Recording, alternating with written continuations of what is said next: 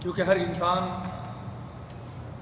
کو موت کا جام چکھنا ہے، اس دنیا سے رخصت ہونا ہے، اور اسلام جہاں عبادات معاملات میں ہماری رہنمائی کرتا ہے، وہیں تجہیز و تکفین اور قبر میں اترنے تک وہ مکمل ہماری رہنمائی کرتا ہے۔ لہذا جب تک کہ ہم اس باب میں کتاب و سنت کا علم حاصل نہیں کریں گے تو ہمارا جینا اور مرنا سنت کے مطابق نہیں ہوگا۔ اس لیے مصنف نے اس آخری لیسن اور آخری سبق کے اندر تجہیز و تکفین سے متعلق گفتگو کی ہے تاکہ ہمیں اس کا علم ہو سکے۔ قبل اس کے کہ مصنف نے جو باتیں کی ہیں ان کا ذکر آپ کے سامنے آئے، سب سے پہلی چیز جو ہمارے اور آپ کے لیے ضروری ہے وہ یہ کہ جب بھی کسی کی موت کے ذریعے سے یا کسی اور ذریعے سے کوئی تکلیف پہنچے، ہمیں پہنچے، کسی اور کے پہنچے، تو اسے چاہیے کہ وہ اس پریشانی پر صبر کرے۔ ایک مومن کی پوری زندگی عبادت ہے اگر وہ نعمتوں پر شکر ادا کرے اور مصیبت و پریشانی پہ صبر کرے۔ اسی لیے اللہ کے رسول صلی اللہ علیہ وسلم نے فرمایا عجبا لامر المؤمن ان امرہ کلہ خیر۔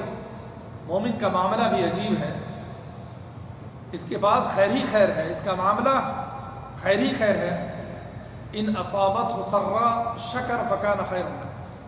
اگر کوئی نعمت پہنچتی ہے، خوشکن چیزیں پہنچتی ہیں، اس پر شکر ادا کرتا ہے، یہ اس کے لیے رحمت ہے۔ اور اگر اسے کوئی ضرہ یعنی مصیبت اور تکلیف پہنچتی ہے، اس پر صبر کرتا ہے، یہ بھی اس کے لیے رحمت ہے، نعمت ہے۔ لہذا مومن کی پوری زندگی یہ رحمت اور پوری زندگی عبادت ہو سکتی ہے اگر ہم خوشی کے لمحات میں شکر ادا کرنا سیکھ لیں اور مصیبت اور پریشانی کے موقع پر صبر کرنا اور قضاء و قدر پہ یقین رکھنا سیکھ لیں۔ ہم میں سے ہر شخص کبھی نہ کبھی بیمار ہوتا ہے، اس کے اعزاء اور اقارب بیمار ہوتے ہیں، دوست احباب بیمار ہوتے ہیں۔ اگر کوئی شخص کسی بیمار کی تیمارداری کرتا ہے، عیادت کرتا ہے، تو یہ بھی عبادت ہے۔ بلکہ آپ صلی اللہ علیہ وسلم نے اس کی ترغیب دی، فرمایا اطعم الجائع، بھوکوں کو کھانا کھلاؤ، وعودوا المریض، اور مریض کی، بیمار کی عیادت کرو۔ جو شخص عیادت کے لیے، تیمارداری کے لیے کسی مریض اور بیمار کے پاس جائے، اسے چاہیے کہ اس بیمار کی تیمارداری اور عیادت کے موقع پر اس کے سامنے ایسی بات کریں کہ جس سے اسے تسلی ہو، اس کا غم غلط ہو، اس کے لیے شفایابی کی دعا کریں۔ کیونکہ آپ صلی اللہ علیہ وسلم جب کسی مریض اور بیمار کی عیادت کرتے تو آپ صلی اللہ علیہ وسلم دعا بھی کرتے۔ عموماً جو دعائیں آپ صلی اللہ علیہ وسلم سے ثابت ہیں وہ ہے لا بأس طہور انشاءاللہ، انشاءاللہ آپ جلدی ٹھیک ہو جائیں گے۔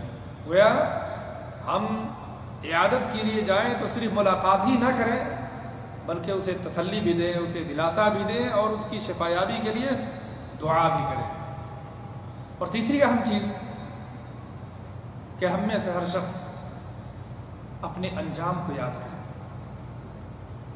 اس حقیقت کو یاد کریں جو اٹل ہے، جس کا انکار آج تک کوئی نہ کر سکا، اور وہ ہے موت۔ ہم میں سے ہر شخص کو چاہیے کہ وہ موت کو یاد کرے۔ اسی لیے قرآن حکیم میں 50 سے زیادہ مقامات پر موت کو یاد کرنے، موت سے عبرت پکڑنے اور موت کے لیے تیاری کرنے کا ہمیں حکم دیا گیا۔ اللہ نے قرآن حکیم میں فرمایا کل نفس ذائقۃ الموت، ہر نفس کو، ہر جان کو موت کا جام چکھنا ہے۔ وَإِنَّمَا تُوَفُّونَ أُجُورَكُمْ يَوْمَ الْقِيَامَةِ، اور قیامت کے دن تمہیں اپنی کیے ہوئے کا پورا بدلہ ملے گا۔ فَمَنْ زُحْزِحَ عَنِ النَّارِ، جس کو جہنم کی آگ سے دور کر دیا گیا، وَأُدْخِلَ الْجَنَّةِ، اور جنت میں داخل کر دیا گیا، وہ کامیاب ہے۔ وَمَا الْحَيَاةُ الدُّنْيَا إِلَّا مَتَاعُ الْغُرُورِ، اور دنیا کی زندگی یہ دھوکے اور گھاٹے کا سودا ہے۔ وَجَاءَ سَكْرَةُ الْمَوْتِ بِالْحَقِّ ذَلِكَ مَا كُنْتَ مِنْهُ تَحِيدُ، سکرات الموت، موت کی تکلیف یہ آنے والی ہے اور آ چکی ہے، جسے تم بھاگا کرتے تھے، راہ فرار اختیار کرتے تھے۔ یہ وہ حقیقت ہے، یہ وہ جام ہے جسے ہر جاندار کو، ہر انسان کو چکھنا ہے۔ اور اللہ کے رسول صلی اللہ علیہ وسلم نے ایک سے زیادہ حدیثوں میں موت کو یاد کرنے کا حکم دیا۔ فرمایا اکثروا ذکر ہادم اللذات، لذتوں کو توڑنے والی شے موت کو کثرت سے یاد کرے۔ جو شخص موت کو یاد کرے گا وہ دنیا کی رنگینیوں میں اور دنیا کی آرائش و زیبائش کی چیزوں میں مشغول ہو کر آخرت کو کبھی فراموش نہیں کرے گا۔ اسی لیے حضرت ابو ہریرہ رضی اللہ تعالیٰ عنہ سے مروی ہے کہ نبی اکرم صلی اللہ علیہ وسلم نے اپنی ماں کی قبر کی زیارت کی۔ زار النبی صلی اللہ علیہ وسلم قبر امہ فبکا وابکا من حولہ، جب آپ نے اپنی ماں کی قبر کی زیارت کی تو آپ رو پڑے، اور آپ کو دیکھ کر صحابہ کرام رضوان اللہ علیہم اجمعین بھی رو پڑے۔ پھر آپ نے فرمایا استأذنت ربی ان استغفر لها، میں نے رب سے اجازت طلب کی کہ وہ مجھے اپنی ماں کے لیے دعائے مغفرت کرنے، استغفار کرنے کی اجازت دے، تو رب نے یہ اجازت نہیں دی۔ واستأذنته فی ان ازور قبرها، پھر میں نے یہ بھی اجازت چاہی اپنے رب سے کہ میں اپنی ماں کی قبر کی زیارت کروں۔ فأذن لی، میرے رب نے یہ اجازت مجھے دے دی۔ فزوروا القبور، قبروں کی زیارت کرو۔ فإنها تذکر الموت، کیونکہ اس سے موت یاد آتی ہے۔ اور حضرت عبداللہ بن مسعود رضی اللہ تعالیٰ عنہ کی حدیث کہ آپ صلی اللہ علیہ وسلم نے فرمایا کنت نہیتکم عن زیارت القبور، کہ میں نے تمہیں ابتدا میں قبروں کی زیارت سے روکا تھا، اب قبروں کی زیارت کرو کیونکہ اس سے آخرت یاد آتی ہے۔ اور حضرت انس رضی اللہ تعالیٰ عنہ کی روایت فإنها ترق القلب وتدمع العین، قبروں کی زیارت سے انسان کے دلوں کے اندر رقت پیدا ہوتی ہے، اس کی آنکھوں میں آنسو آتے ہیں اور وہ آخرت کو یاد کرتا ہے۔ اس لیے آپ صلی اللہ علیہ وسلم نے ہمیشہ موت کو یاد کرنے، موت کے لیے تیاری کرنے کا حکم دیا۔ اور ساتھ ہی موت کی جو تکلیف ہے، جو سکرات الموت ہے، اس کو بھی انسان کو یاد رکھنا چاہیے۔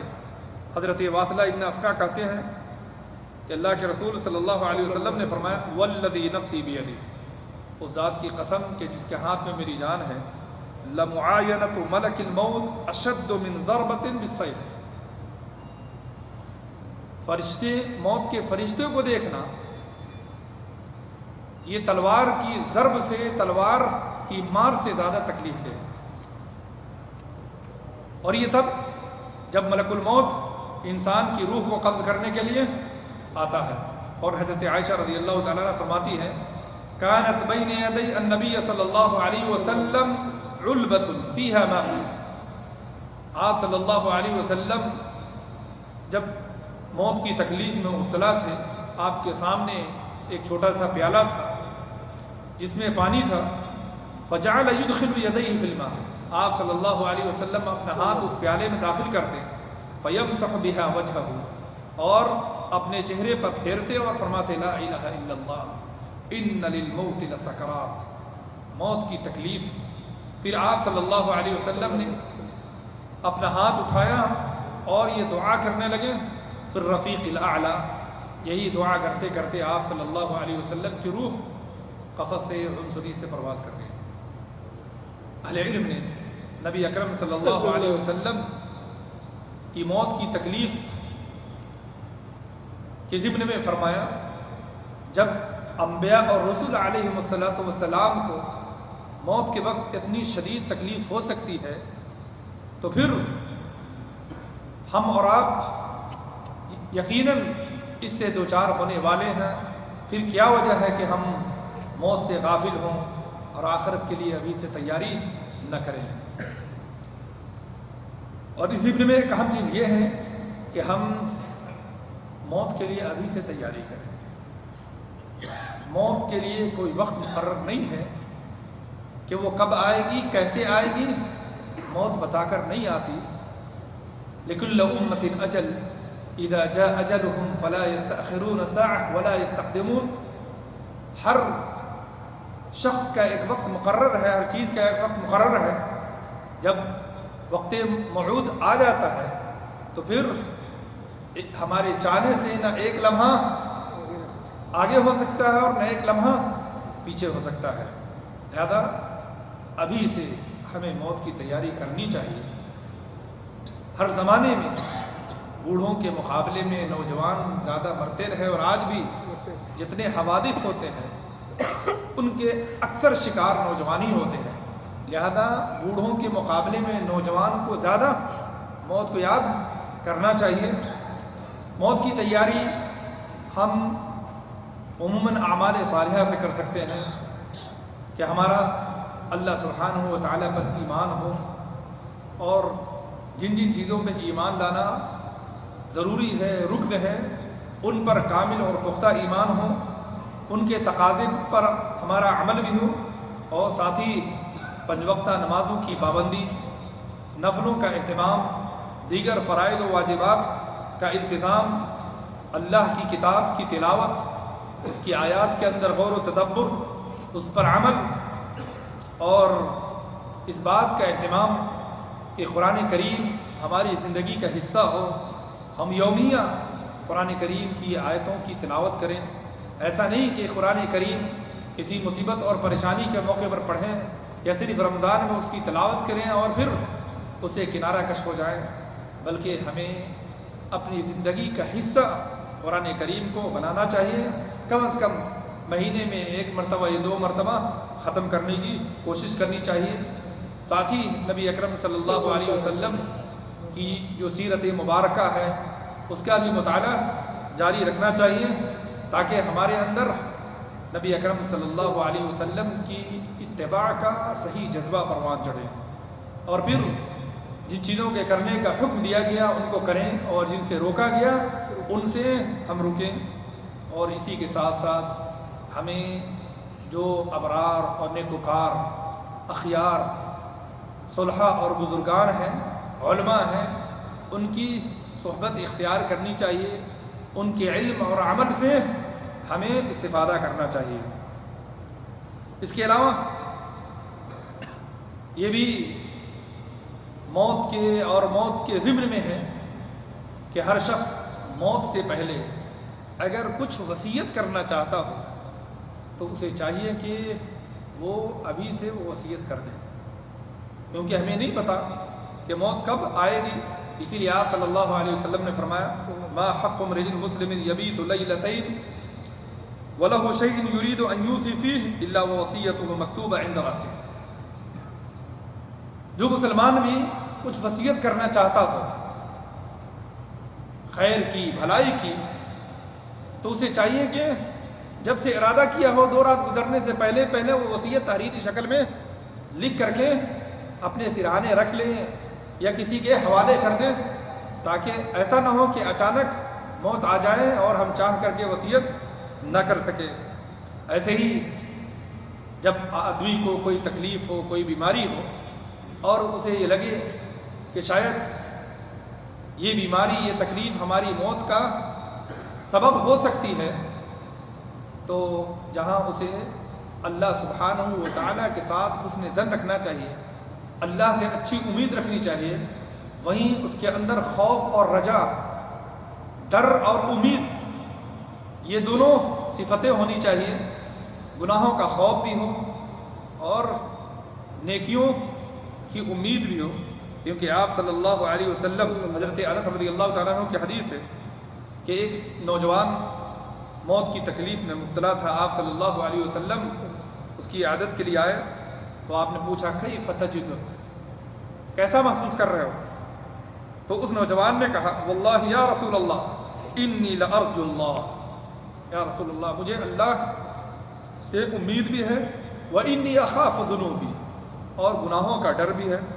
فقال رسول اللہ صلی اللہ علیہ وسلم لا يجتمعان في قلب عبد في مثل هذا الموطن الا اعطاه الله ما يرجو وامنه مما يخاف۔ اس موقع پر جس کسی مسلمان کے اندر یہ دو باتیں آ جائیں، یہ دو چیزیں آ جائیں، تو اللہ سبحانہ و تعالی اس کے امید کے مطابق اسے نعمت عطا فرماتا ہے اور اسے ہر قسم کے خوف سے امن و امان عطا کر دیتا ہے۔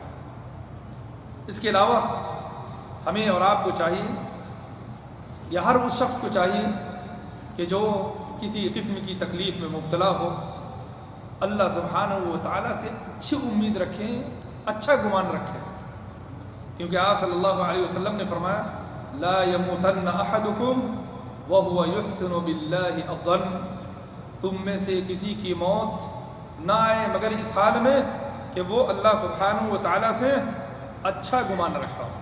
یہ بعض وہ امور ہیں جن کی رعایت ہمارے اور آپ کے لیے ضروری ہے۔ مصنف کتاب نے اس آخری لیسن، آخری سبق کو یوں شروع کیا، کہا جنازے کی تیاری اور اس کی نماز، پھر فرمایا اس کی تفصیل حسب ذیل ہے۔ نمبر 1، لا الہ الا اللہ کی تلقین، یعنی اگر کوئی شخص جاکنی کے عالم میں ہو، موت کی تکلیف میں ہو، تو جو اس کے ارد گرد ہو، اس کے قریب ہو، اسے چاہیے کہ اسے لا الہ الا اللہ کی تلقین کرے۔ آگے فرماتے ہیں جب کسی شخص پر موت کے آثار ظاہر ہو جائیں تو اسے لا الہ الا اللہ کی تلقین کرنی چاہیے، کیونکہ صحیح مسلم کی حدیث ہے کہ رسول اللہ صلی اللہ علیہ وسلم نے فرمایا لقنوا موتاکم لا الہ الا اللہ، کہ تم اپنے مردوں کو، اور مردوں سے مراد وہ شخص جو جاکنی کے عالم میں ہو، موت کی تکلیف میں ہو، اسے لا الہ الا اللہ کی تلقین کرو۔ اور آپ صلی اللہ علیہ وسلم نے یہ بھی فرمایا من کان آخر کلامہ لا الہ الا اللہ دخل الجنہ، جو مرنے سے پہلے سب سے آخر میں لا الہ الا اللہ پڑھ لیا، یعنی لا الہ الا اللہ کے ساتھ ہی اسے موت آ گئی تو وہ جنت میں داخل ہو۔ لہذا ہمیں اور آپ کو کوشش کرنی چاہیے کہ ہم جب اپنے کسی بھائی کو دیکھیں کہ وہ موت کی تکلیف میں مبتلا ہے تو ہم اسے لا الہ الا اللہ کی تلقین کریں، تذکیر کریں، اس کے سامنے لا الہ الا اللہ پڑھیں، اور اگر وہ ایک مرتبہ پڑھ دیں تو پھر اسے چھوڑ دینا چاہیے، بار بار پڑھانے کی کوشش نہیں کرنی چاہیے۔ نمبر 2، مصنف کتاب فرماتے ہیں جنازے کی تیاری۔ جب کسی کی موت کا یقین ہو جائے تو اس کی آنکھیں بند کر دی جائیں۔ جب کسی کے بارے میں یہ یقین ہو جائے کہ یہ دنیا سے رخصت ہو چکا ہے، اس کا وصال اور انتقال ہو چکا ہے، تو اس کی آنکھیں بند کر دی جائیں، اور ڈار کو، یعنی منہ اگر کھلا ہوا ہے تو منہ کو بھی بند کر دینا چاہیے، جیسا کہ ایک سے زیادہ حدیثوں میں اس کی صراحت موجود ہے۔ آنکھ کی اس لیے کہ آپ صلی اللہ علیہ وسلم نے فرمایا کہ جب انسان مرتا ہے تو اس کی آنکھ موت کے فرشتوں کی پیچھا کرتی ہے، اس لیے عموماً آنکھیں مرنے والے شخص کی کھلی رہتی ہے، لہذا آنکھوں کو بند کر دینا چاہیے، منہ کو بھی بند کر دینا چاہیے، تاکہ اس کے ذریعے سے ہوا پیٹ میں داخل نہ ہو اور پھر اس کے سبب اس کا پیٹ نہ پھول جائے۔ نمبر 3، مصنف فرماتے ہیں میت کو غسل دینا۔ مریض کو غسل دینا. مرنے والا اگر مسلمان ہے تو اسے غسل دینا واجب ہے. صحیح قول کے مطابق مسلمان کو غسل دینا واجب ہے. البتہ یہ واجب فرض کفایہ ہے. اگر بعض مسلمان مل کر یہ کام کر لے جاتے ہیں تو پھر دیگر مسلمان سے یہ فرضیت اور یہ وجوب ثابت ہو جاتا ہے. لیکن کوئی بھی یہ کام نہیں کرتا تو جتنے لوگ قریب میں ہیں اور جتنے لوگوں کو اس کا علم ہے سب کے سب اس گناہ میں برابر کے شریک ہیں. اس لیے مصنف نے فرمایا مرنے والا اگر مسلمان ہے تو اسے غسل دینا واجب ہے. پھر اس کے بعد کچھ استثناء ہے.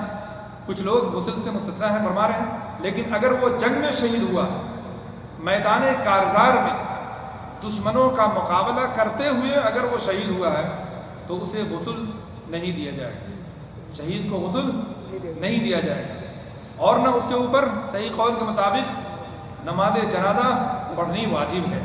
اگر کوئی پڑھتا ہے تو رخصت ہے, لیکن شہید کے اوپر نماز جنازہ بھی واجب نہیں ہے, بلکہ انہیں کپڑوں میں جن کپڑوں میں وہ شہید ہوا ہے اسے دفن کیا جائے گا. کیونکہ رسول اللہ صلی اللہ علیہ وسلم نے شہدائے احد کو نہ تو غسل دیا تھا اور نہ ہی ان پر جنازے کی نماز پڑھی تھی.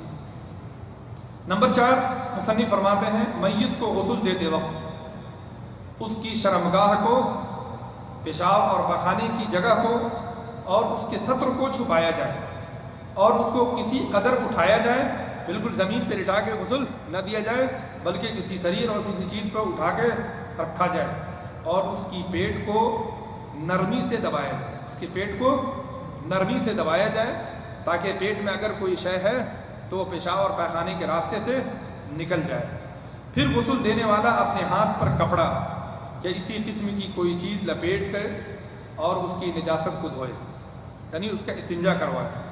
پھر اس کو نماز کا وضو کرائے, یعنی جس طریقے سے نماز کے لیے وضو کیا جاتا ہے اس طریقے سے اس کو وضو کرائے اور اس کا سر اور داڑھی پانی اور بیری یا اسی قسم کی کسی اور چیز سے دھو ڈالے.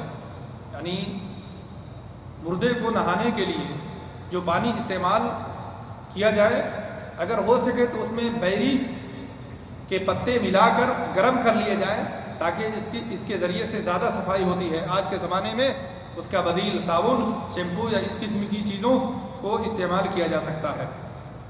اور پھر اس کے دائیں اور بائیں پہلوؤں کو دھوئے.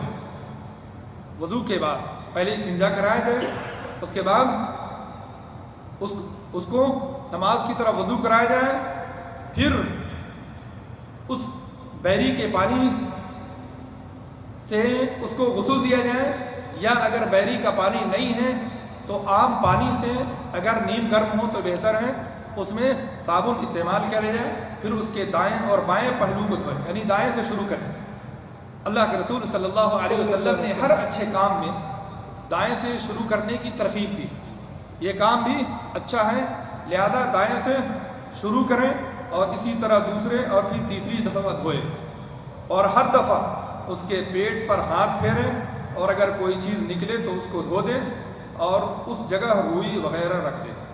مصنف یہ کہنا چاہ رہے ہیں کہ ایک ہی مرتبہ استنجا کرانا یہ کافی نہیں ہے, بلکہ اگر غسل کے دوران اس کے پیشاب اور پاخانے کے راستے سے کچھ نکلتا ہے دبانے سے تو پھر سے اس کو استنجا کرانا چاہیے. اور اگر جیسا کہ آگے کہہ رہے ہیں بار بار نکل رہا ہو اور یہ سلسلہ بند نہ ہو رہا ہو کسی وجہ سے تو پھر روئی وغیرہ یا آج کے زمانے میں جو ٹیپ وغیرہ ہیں اس کا استعمال کیا جائے اور اس کے ذریعے سے اس کے راستے کو بند کر دیا جائے تاکہ غسل کے بعد اس کا جسم اور پھر اس کے کفن کے کپڑے خراب نہ ہو.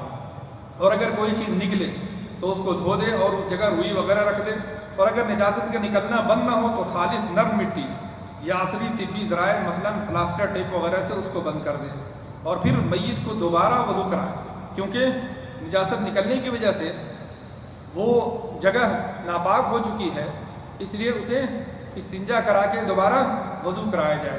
اگر 3 مرتبہ کے عمل سے پاک نہ ہو تو 5 یا 7 دفعہ ایسا ہی عمل کریں اور کپڑے سے تری کو خشک کرے اور سجدے کی جگہوں اور جوڑوں پر خوشبو لگائے۔ اگر ہو سکے افضل تو یہ ہے کہ پورے جسموں پہ خوشبو لگا دیا جائے اور آخری مرتبہ پانی کے استعمال میں جو ہے کافور وغیرہ ملا دیا جائے۔ لیکن اگر خوشبو کم ہے تو کوشش کریں کہ پیشانی پہ اور جسم کے جوڑوں پہ اس کو لگا دیں جیسا کہ مصنف فرما رہے ہیں، اور اگر سارے جسم کو خوشبو لگائی جائے تو بہتر ہے، اور کفن کو خوشبودار دھواں دیا جائے، دھونی دی جائے، اور اگر مونچھ یا ناخن بڑے ہوں، میت کے مونچھ یا ناخن بڑے ہوں تو ان کو کتر دیا جائے، لیکن بالوں میں کنگھی نہ کی جائے، زیر ناف کے بال نہ موڑے جائیں اور ختنہ نہ کیا جائے، کیونکہ اس کی کوئی دلیل نہیں ہے جیسا کہ مصنف کتاب فرما رہے ہیں۔ اور عورت کے بالوں کی 3 چوٹیاں یا 3 لٹیں بنا کر اس کی پشت پر چھوڑ دی جائے۔ عورت کے بالوں کے 3 حصے کیے جائیں، اس کی 3 چوٹی بنا کر کے اسے پشت یعنی پیچھے کے حصے میں کر دیا جائے۔ مصنف کا یہ بیان بالکل واضح ہے اور کسی تعلیق اور تشریح کی ضرورت نہیں ہے۔ انشاءاللہ آخر میں اس کے متعلق سے جو سوالات ہوں گے یا کچھ جو اجمال ہے اس کی تفصیل کی جائے گی۔ آگے فرما رہے ہیں مصنف میت کو کفن دینا۔ 5ویں چیز افضل یہ ہے کہ مرد کو 3 سفید کپڑوں میں کفنایا جائے۔ مرد کو 3 سفید کپڑوں میں کفنایا جائے، اس میں قمیص اور عمامہ نہیں ہوگا۔ ان کپڑوں میں میت کو اچھی طرح لپیٹ دیا جائے، اور اگر تہبند قمیص اور چادر میں کفنایا جائے تو کوئی مذائقہ نہیں ہے۔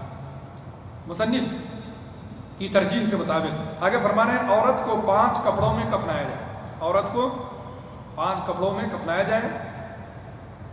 کتنے کپڑوں میں عورتوں کو کفنایا جائے اس سلسلے میں اہل علم کے درمیان اختلاف ہے۔ جمہور اہل علم اس بات کے قائل ہیں کہ 5 کپڑوں میں عورتوں کو کفنایا جائے، اور بعض اہل علم ایسے بھی ہیں جو کہتے ہیں مردوں کی طرح عورتوں کو بھی صرف 3 کپڑوں ہی میں کفنایا جائے، کیونکہ اس سلسلے میں جو حدیث وارد ہے وہ حدیث وہ صحیح نہیں ہے یا اس کی سند میں کلام ہے، لہذا عورت اور مرد دونوں کا عمل یکساں ہو، کیونکہ اگر وہ حدیث صحیح ثابت نہیں ہوتی ہے تو پھر مرد اور عورت میں بغیر کسی دلیل کے تفریق کرنا صحیح نہیں ہے۔ لیکن مصنف جمہور کے ساتھ یہ کہہ رہے ہیں عورتوں کو 5 کپڑوں میں کفنایا جائے: کرتا، اوڑھنی، تہبند اور 2 چادریں۔ کرتا یعنی قمیص، اوڑھنی جس سے چہرہ اور سینہ بند، سینے کے اوپر کے حصے کو خاص طور سے ڈھکا جائے، تہبند یعنی ازار، نیچے کے حصے کو سطر کو ڈھکا جائے، اور اس کے بعد 2 چادریں ہوں جس میں ان کو اچھی طرح سے لپیٹ دیا جائے۔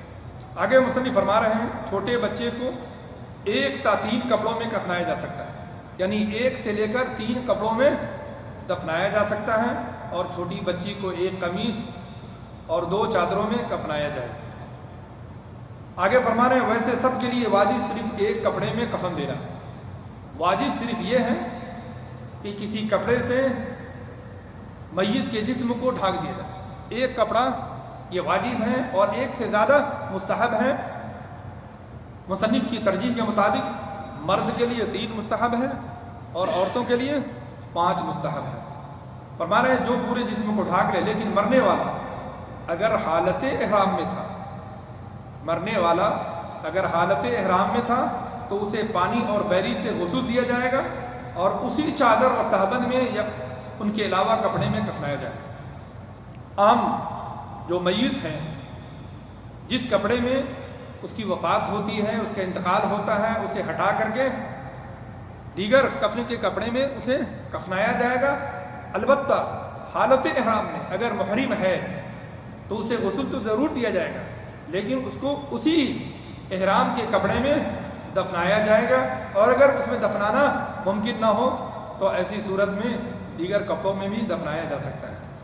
البتہ محرم یعنی جو شخص حالت احرام میں مرا ہو اس کا سر اور چہرہ نہیں ڈھکا جائے گا، کیونکہ احرام کی حالت میں ایسا نہیں کیا جائے گا، اور نہ ہی اسے خوشبو لگائی جائے گی، کیونکہ احرام کی حالت میں خوشبو بھی نہیں لگائی جاتی، کیونکہ رسول اللہ صلی اللہ علیہ وسلم کی صحیح حدیث اس سلسلے میں واضح ہے۔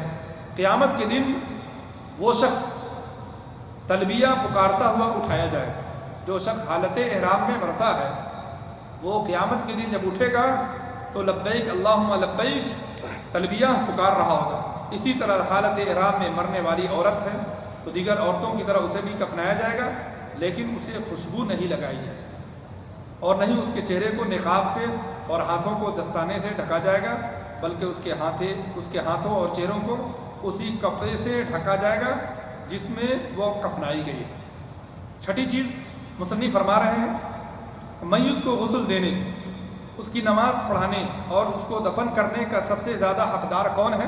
اس سلسلے میں فرما رہے ہیں سب سے زیادہ حقدار اس کا وصی ہے، اور وصی سے مراد وہ شخص جس کی وصیت اس میت نے کی ہے کہ اگر میری موت ہو گئی، اگر میں مر گیا تو مجھے فلاں شخص غسل دے گا، فلاں شخص کفنائے گا، یا فلاں شخص میری نماز جنازہ پڑھائے گا. سب سے زیادہ حقدار اس کی تجہیز و تکفین کا وہ شخص ہے جس کے بارے میں پہلے سے میت نے وصیت کی ہے. اس کے بعد مرد ہے تو اس کا باپ ہے، پھر اس کے بعد دادا ہے، پھر درجہ بدرجہ میت کا جو قریب ہے، بھائی ہے، چچا ہے، یہ وہ لوگ ہیں جو تجہیز و تکفین کے زیادہ حقدار ہیں. اور اسی طرح عورت کو غسل دینے کی سب سے زیادہ حقدار اس کی وصیہ ہے، یعنی وہ خاتون ہیں جس کی وصیت اس میت نے پہلے کی ہے کہ اگر میری موت ہوئی تو مجھے فلاں خاتون غسل دلائے گی اور فلاں خاتون مجھے کفنائے گی. اس کی تجہیز و تکفین کی سب سے زیادہ حقدار کون ہے؟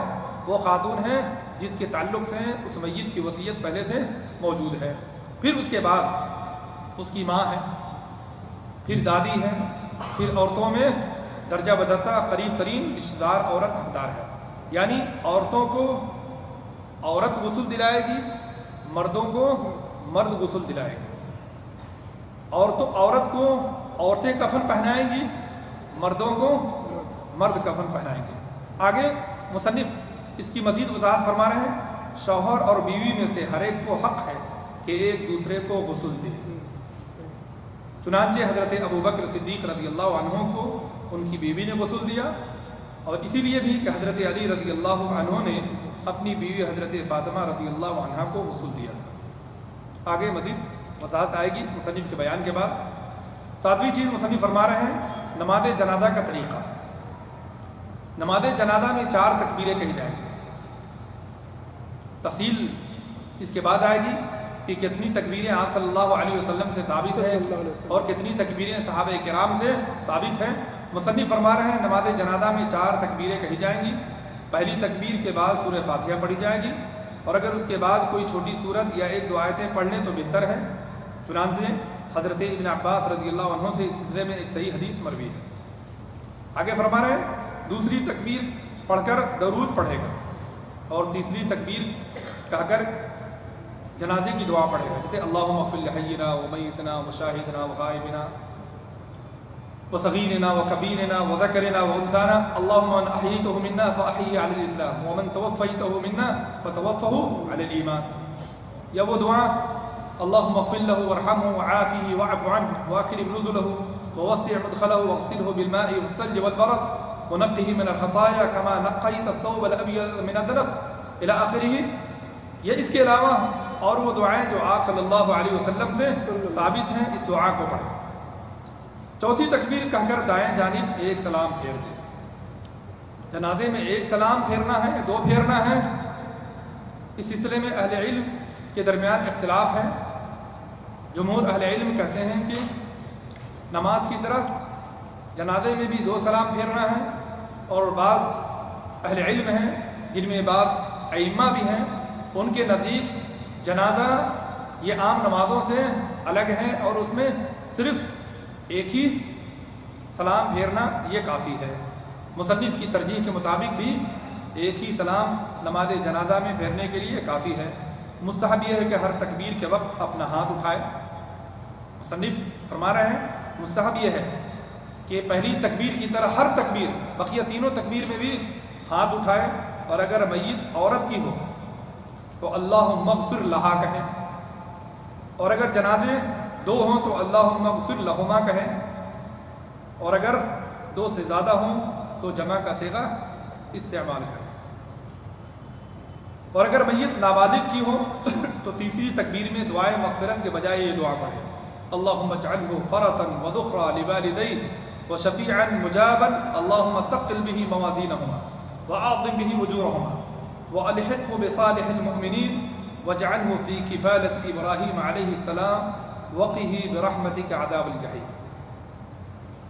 اور سنت یہ ہے کہ امام مرد جنازے کے سر کے برابر، مرد جنازے کے سر کے برابر میں اور عورت جنازے کے بیچ میں کھڑا ہو، اور اگر کئی جنازے جمع ہوں تو مرد جنازہ امام سے قریب ہو اور عورت کا جنازہ قبلہ کی جانب، یعنی امام کے قریب مرد کا جنازہ ہو، اس کے بعد عورت کا جنازہ ہو، اور اگر ان کے ساتھ بچے بھی ہوں تو بچے کا جنازہ عورت سے پہلے اور مرد کے بعد، یعنی عورت اور مرد کے بیچ میں بچے کا جنازہ ہو، پھر اس کے بعد عورت کا ہو، اور پھر بچی کا جنازہ رکھا جائے، اور اب بچے کا سر اور عورت کی کمر مرد کے جنازے کے سر کے برابر ہوں، اور اسی طرح بچی کا سر عورت کے جنازے کے سر کے برابر ہوں، اور اس کی کمر مرد کے سر کے برابر ہوں۔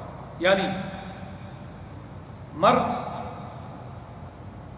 کے تعلق سے جیسا کہ مصنف نے فرمایا کہ مرد کے جنازے میں عورت کے جنازے کے بیچوں بیچ امام کھڑا ہوگا، اور اگر مرد کے جنازے ہوں تو اس کے سر کے برابر ہو۔ مرد سے ملحق چھوٹے بچے ہیں اور عورت سے ملحق چھوٹی بچیاں ہیں۔ آگے فرما رہے ہیں دفن کرنے کا طریقہ۔ دفن کا مشروع طریقہ یہ ہے کہ آدمی کی کمر تک قبر گہری کی جائے اور قبر کی طرف لحد بنائی جائے۔ لحد اور شق یا ذریع دو قبریں ہوتی ہیں۔ ایک قبر عموماً جو ہمارے ملکوں میں ہوتی ہیں سیدھے نیچے کی طرف گڑھا ہو اور نیچے میت کو اتار دیا جائے، اور دوسری بغلی قبر جس کو لحد کہتے ہیں کہ پھر نیچے گڑھے کے بعد قبلے کی طرف ایک اور جو ہے جگہ کھودی جائے، اس میں اس کو میت کو رکھا جائے، اس کو کہتے ہیں بغلی قبر یا لحد۔ میت کو لحد میں داہنے پہلو لٹایا جائے، دائیں پہلو، اور اس کے کفن کی گرہیں کھول کر چھوڑ دی جائے۔ میت خواہ مرد ہو یا عورت اس کا چہرہ نہ کھولا جائے۔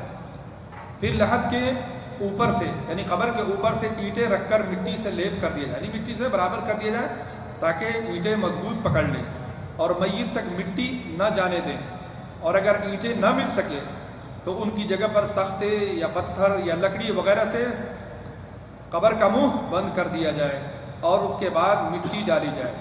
اس موقع پر بسم اللہ وعلی ملت رسول اللہ پڑھنا مستحب ہے، یعنی جو شخص میت کو قبر کے نیچے اتار رہا اسے چاہیے کہ بسم اللہ وعلی ملت رسول اللہ کہہ کر میت کو قبر کے نیچے اتارے۔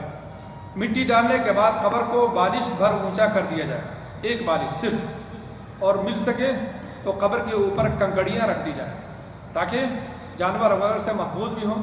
نبی صلی اللہ علیہ وسلم کی قبر جب بعض تابعین کو دکھائی گئی تو آپ صلی اللہ علیہ وسلم کی قبر کے اوپر سرخ سنگریزے تھے، کنکڑیاں تھیں، اور پانی چھڑک دیا جائے۔ جنازے کے ساتھ جانے والے کو چاہیے کہ دفن کرنے کے بعد الٹے ہاتھ واپس نہ آئے بلکہ قبر کے پاس کھڑے ہوں اور میت کے لیے دعا کریں، کیونکہ نبی صلی اللہ علیہ وسلم جب دفن کر کے فارغ ہوتے تو قبر کے پاس کھڑے ہوتے اور صحابہ کرام رضوان اللہ علیہم اجمعین سے فرماتے کہ اپنے بھائی کے لیے اللہ سے مغفرت طلب کرو اور قبر میں ایمان پر ثابت قدم رہنے کی دعا کرو، کیونکہ اب اس سے سوال کیا جا رہا ہے یا سوال کیا جائے گا۔ اگر کسی کو نماز جنازہ نہ ملی تو اس کے لیے درست ہے کہ دفن کے بعد سے لے کر تقریباً 1 مہینے کے اندر نماز جنازہ پڑھ لے، کیونکہ نبی صلی اللہ علیہ وسلم نے ایسا کیا ہے۔ لیکن اگر میت کو دفن کیے 1 ماہ سے زیادہ کا عرصہ گزر گیا ہو تو اس کی قبر پر نماز جنازہ پڑھنا جائز نہیں، کیونکہ نبی صلی اللہ علیہ وسلم سے اس کا ثبوت نہیں ملتا کہ میت کو دفن کر دینے کے 1 مہینے کے بعد آپ نے اس کی قبر پہ نماز جنازہ پڑھی ہو۔ آگے مصنف فرما رہے ہیں میت کے گھر والوں کے لیے جائز نہیں کہ وہ لوگوں کو کھانا بنا کر کھلائیں، کیونکہ آپ صلی اللہ علیہ وسلم نے اس سے روکا ہے اور صحابہ کرام نے اس کو نیاحت میں شمار کیا۔ امام احمد نے اپنی مسند میں حسن سند کے ساتھ مشہور صحابی جریر بن عبداللہ بجلی رضی اللہ عنہ کا یہ اثر ذکر کیا ہے وہ کہتے ہیں کہ میت کے گھر جمع ہونے اور دفن کے بعد کھانا بنانے کو ہم لوگ نوحہ شمار کرتے ہیں۔ یہاں کھانے سے مراد میت کے گھر والوں کی طرف سے کھانا، جیسا کہ ہندوؤں کے ہاں یا بعض مسلمانوں کے ہاں چالیسواں یا اس قسم کی چیزیں ہوتی ہیں کہ میت کے گھر والے، اس کے اولیاء دوسروں لوگوں کو بلاتے ہیں اور پھر کھلاتے ہیں۔ یہ ایسا صحابہ کرام رضوان اللہ علیہ اجمعین یہ نیاحت میں شمار کرتے تھے۔ پڑوسیوں اور رشتہ داروں کو چاہیے کہ وہ خود کھانا بنا کر میت کے گھر والوں تک پہنچائیں۔ جعفر بن ابی طالب رضی اللہ عنہ کی ملک شام میں موت کی خبر جب آپ صلی اللہ علیہ وسلم کو ملی تو آپ نے اپنے گھر والوں کو حکم دیا تھا کہ جعفر کے گھر والوں کے لیے کھانا بنائیں۔ البتہ میت کے گھر والوں کے یہاں ہدیے کے طور پہ جو کھانا آیا ہو اس کھانے میں وہ اپنے پڑوسی وغیرہ کو بلا لے تو اس میں کوئی حرج نہیں، یعنی میت کے گھر اگر زیادہ کھانا آیا ہو تو اس کے ہاں جو تعزیت کرنے والے لوگ آئے ہوں، باہر سے مہمان آئے ہوں، اس کھانے میں سے اگر وہ کھلاتا ہے تو یہ نیاحت میں شامل نہیں ہے۔ ہمارے علم کے مطابق اس سلسلے میں وقت کی شرعاً کوئی تحدید نہیں، ایسا نہیں کہ صرف 3 ہی دن تک تعزیت کرنی ہے یا 3 ہی دن تک کیا نام ہے میت کے گھر والوں کو کھلانا ہے یا اس کو تسلی دینی ہے۔ مصنف کتاب فرما رہے ہیں کہ میرے علم کے مطابق اس سلسلے میں وقت کی شرعاً کوئی تحدید نہیں ہے۔ آگے سوگ کے تعلق سے مصنف فرما رہے ہیں عورت کے لیے کسی مرنے والے پر 3 دن سے زیادہ سوگ منانا جائز ہے، البتہ شوہر کے انتقال پر بیوی 4 مہینے 10 دن سوگ منائے گی، لیکن حاملہ اور ہونے کی صورت میں حمل سے فارغ ہونے تک سوگ منائے گی، جیسا کہ نبی اکرم صلی اللہ علیہ وسلم کی صحیح احادیث سے ثابت ہے۔ یہ سوگ صرف عورتوں کے لیے ہے، عام میت کے اوپر صرف 3 دن اور شوہر کے اوپر 4 مہینہ 10 دن، اور اگر وہ حاملہ ہو تو اپنی وضع حمل تک وہ سوگ منائے گی۔ مرد کے لیے اعزہ اور اقارب وغیرہ میں سے کسی کے بھی انتقال پر سوگ منانا جائز نہیں ہے، سوگ مردوں کے لیے جائز نہیں ہے۔ آگے فرما رہے ہیں مصنف قبروں کی زیارت مردوں کے لیے مسنون ہے کہ وقتاً فوقتاً قبروں کی زیارت کیا کریں۔ زیارت کا مقصد اہل قبر کے لیے دعا کرنا اور موت کو اور ما بعد الموت کو یاد کرنا ہے، کیونکہ نبی صلی اللہ علیہ وسلم کا ارشاد ہے زور القبور فإنها تذکرکم الآخرہ، قبروں کی زیارت کرو کیونکہ یہ تمہیں آخرت کی یاد دلاتی ہے۔ اس حدیث کو امام مسلم نے اپنی صحیح میں بیان کیا۔ نیز رسول اللہ صلی اللہ علیہ وسلم نے اپنے صحابہ کو یہ تعلیم دیتے تھے کہ جب وہ قبروں کی زیارت کے لیے جائیں تو یہ دعا پڑھیں، السلام علیکم اہل الدیار من المؤمنین والمسلمین وإنا ان شاء اللہ بکم لاحقون نسأل اللہ لنا ولکم العافیہ۔ لیکن عورتوں کے لیے قبروں کی زیارت جائز نہیں۔ مصنف فرما رہے ہیں عورتوں کے لیے قبروں کی زیارت جائز نہیں، کیونکہ نبی صلی اللہ علیہ وسلم نے قبروں کی زیارت کرنے والی عورتوں پر لعنت فرمائی ہے، اور اس لیے بھی کہ عورتوں کی قبروں پر جانے میں فتنے کا خطرہ اور ان سے بے صبری کے مظاہرے کا اندیشہ ہے۔ اسی طرح عورتوں کے لیے قبرستان تک جنازے کے پیچھے چلنا بھی جائز نہیں، کیونکہ نبی صلی اللہ علیہ وسلم نے اس سے بھی منع فرمایا ہے۔ لیکن مسجد یا نماز کی جگہ پر جنازے کی نماز پڑھنا مرد اور عورت سب کے لیے مسنون ہے۔ اس کے ساتھ ہی مصنف کتاب نے اپنی یہ قیمتی کتاب ختم کی۔ الحمدللہ وحدہ والصلاۃ والسلام علی نبیہ محمد وعلی آلہ وصحبہ اجمعین۔ جو باتیں مصنف نے فرمائی ہیں وہ واضح ہیں، ان میں سے بعض جو اہم مسائل ہیں اس پر کچھ وضاحت میں بیان کر دینا مناسب سمجھتا ہوں۔ پہلی چیز کہ کیا مردوں کی طرح عورتوں کو بھی صرف 3 کپڑے میں دفنایا جائے گا یا عورتوں کو 2 الگ یعنی علیحدہ کپڑے یعنی 5 کپڑوں میں دفنایا جائے گا؟ اس سلسلے میں اہل علم کے درمیان اختلاف ہے۔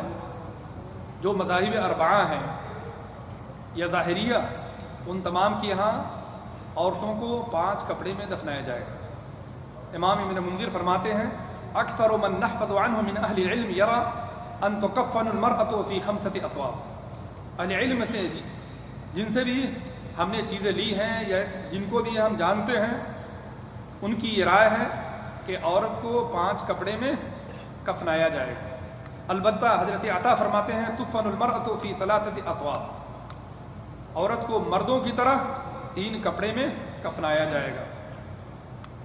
جن لوگوں نے یہ کہا کہ عورتوں کو 3 کے بجائے 5 کپڑوں میں کفنایا جائے گا، انہوں نے حضرت لیلہ بنت قائف الثقفیہ کی حدیث سے استدلال کیا، کہتے ہیں کنت فی من غسل ام کلثوم بنت رسول اللہ صلی اللہ علیہ وسلم عند وفاتها، کہہ رہے ہیں میں بھی ان عورتوں میں شامل تھی جنہوں نے نبی صلی اللہ علیہ وسلم کی لخت جگر ام کلثوم کو غسل دیا تھا، فکان اول ما اعطانا رسول اللہ صلی اللہ علیہ وسلم الحقاء ثم الدرع ثم الخمار ثم الملحفہ ثم ادرجت بعد في الثوب الآخر، قالت ورسول اللہ صلی اللہ علیہ وسلم جالس عند الباب معه كفنها يناولونها ثوبا ثوبا۔ یہ حدیث طویل حدیث ہے، اس کا خلاصہ یہ ہے کہ آپ صلی اللہ علیہ وسلم نے اپنی بیٹی ام کلثوم کو 5 کپڑوں میں کفنایا۔ اس روایت کو شیخ البانی رحمہ اللہ نے ضعیف قرار دیا، لیکن بعض اہل علم نے اس کی تحسین کی ہے کیونکہ اس کے شواہد موجود ہیں۔ جن روایتوں کو بطور شاہد اہل علم نے استعمال کیا ہے انہی میں سے حضرت ام عطیہ رضی اللہ تعالیٰ عنہ کی روایت کہتی ہیں فَكَفَّنَّاهَا فِي 5 أَثْوَابٍ، ہم نے آپ صلی اللہ علیہ وسلم کی بیٹی کو حضرت ام کلثوم کو 5 کپڑوں میں کفنایا۔ امام ابن حجر عسقلانی رحمہ اللہ فتح الباری میں اس ام عطیہ کی روایت کے بارے میں فرماتے ہیں اسنادہ صحیح، اس کی سند کیا ہے؟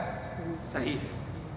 لہذا یہیں سے جمہور اہل علم نے ائمہ اربعہ کہ مردوں کے مقابلے میں عورتوں کو 2 اضافی کپڑے یعنی 5 کپڑوں میں کفنایا جائے گا، یہی رائے شیخ ابن باز رحمہ اللہ کی ہے جیسا کہ آپ نے ابھی سماعت کی ہے، اور یہی رائے جو فتاوی لجنہ دائمہ ہے، یہاں جو دائمہ فتویٰ کمیٹی ہیں ان کی بھی یہی رائے ہے کہ عورتوں کو 5 کپڑوں میں کفنایا جائے گا۔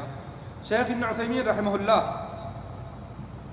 نے اس سلسلے میں تفصیل کی ہے اور ان کی باتوں کا خلاصہ یہ ہے کہ اگر عورتوں کو 5 کپڑے میں کفنانے والی روایت صحیح ہو جاتی ہے تب تو ٹھیک ہے، انہیں 5 کپڑوں میں کفنایا جائے گا، لیکن اگر وہ روایت صحیح نہیں ہے تو پھر اصلی کی طرف لوٹتے ہوئے کہ مرد اور عورت میں کوئی تفریق نہیں ہے، 3 ہی کپڑوں میں کفنایا جائے۔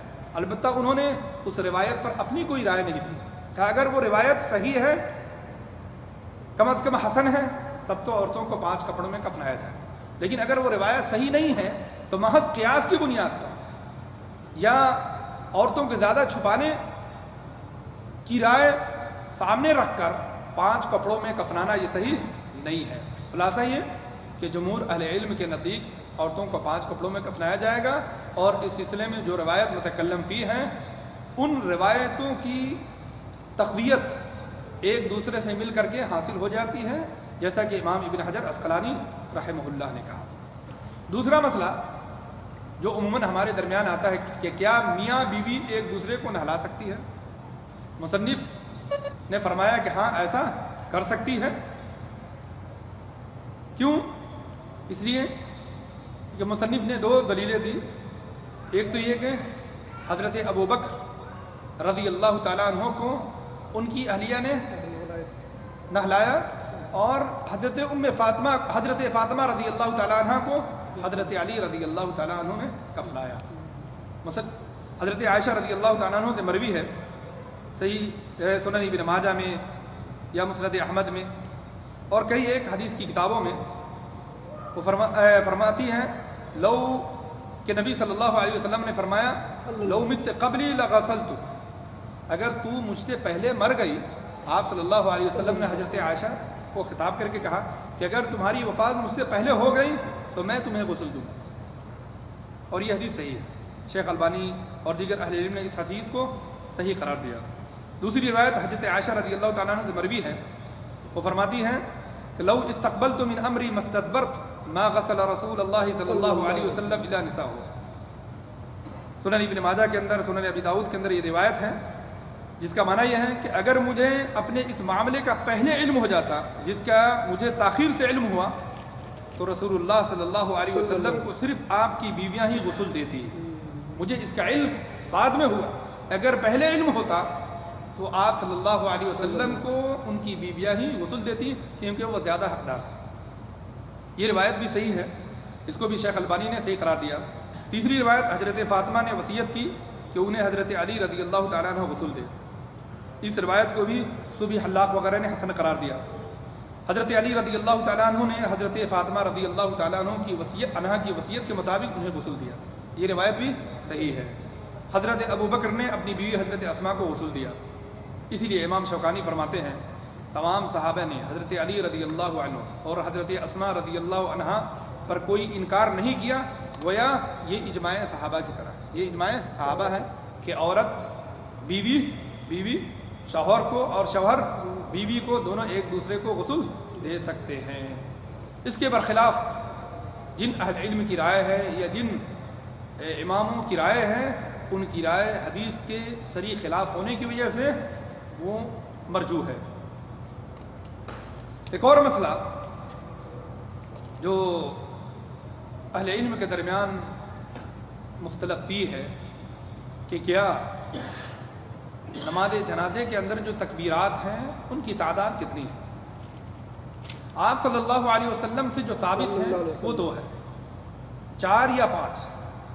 آپ صلی اللہ علیہ وسلم نے عموماً 4 تکبیرات پڑھی ہیں اور بسا اوقات آپ صلی اللہ علیہ وسلم نے 5 تکبیرات پڑھی، گویا 4 اور 5 دونوں ہی آپ صلی اللہ علیہ وسلم سے ثابت ہیں۔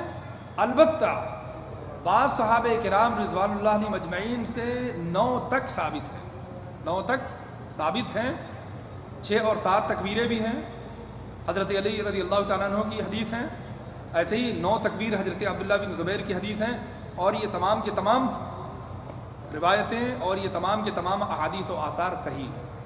لہذا 4 بھی ہے، 5 بھی ہے، 6 بھی ہے، 7 بھی ہے اور 9 بھی ہے۔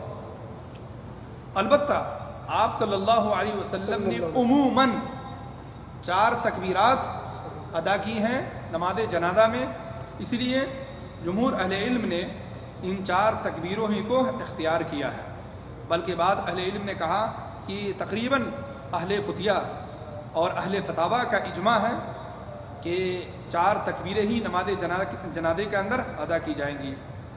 امام ابن عبد البر نے اور دیگر اہل علم نے اس سلسلے میں اہل فتویٰ کا اجماع نقل کیا، لہذا گرچہ اہل علم کا اجماع ہے لیکن امت کا اجماع نہیں، اور جو اجماع دلیل ہے، حجت ہے، وہ امت کا اجماع ہے، صرف اہل علم کا اجماع نہیں ہے۔ لہذا جب صحابہ کرام میں سے ایسے لوگ موجود ہیں جنہوں نے 4 سے زیادہ تکبیرات کا اہتمام کیا ہے یا 4 سے زیادہ تکبیریں پڑھی ہیں، تو پھر اس کے بعد کے لوگوں کے اجماع کے ذریعے سے ان کو رد نہیں کیا جا سکتا۔ البتہ 4 تکبیروں والی جو رائے ہے یا جو موقف ہے وہ زیادہ صحیح ہے۔ جنازے میں سورہ فاتحہ پڑھی جائے گی نہیں پڑھی جائے گی یہ مسئلہ بھی مختلف فی ہے، لیکن صحیح یہی ہے کہ دیگر نمازوں کی طرح نماز جنازہ کے اندر بھی سورہ فاتحہ پڑھی جائے گی۔ پہلی دلیل تو یہی ہے کہ نماز جنازہ بھی دیگر نمازوں کی طرح ہے، لہذا جو عمومی دلیل ہے وہ جنازے کے لیے بھی ہے اور خصوصی دلیل بھی موجود ہے۔ صحیح بخاری کے اندر حضرت ابن عباس رضی اللہ تعالیٰ عنہ سے مروی ہے کہ انہوں نے نماز جنازہ پڑھائی، فقرأ الفاتحہ، انہوں نے سورہ فاتحہ پڑھی، وقال لتعلموا انه من السنة، اور اس کے بعد لوگوں کو کہا کہ میں نے زور سے اس لیے پڑھا تاکہ تمہیں معلوم ہو جائے کہ یہ جنازے کی سنت ہے۔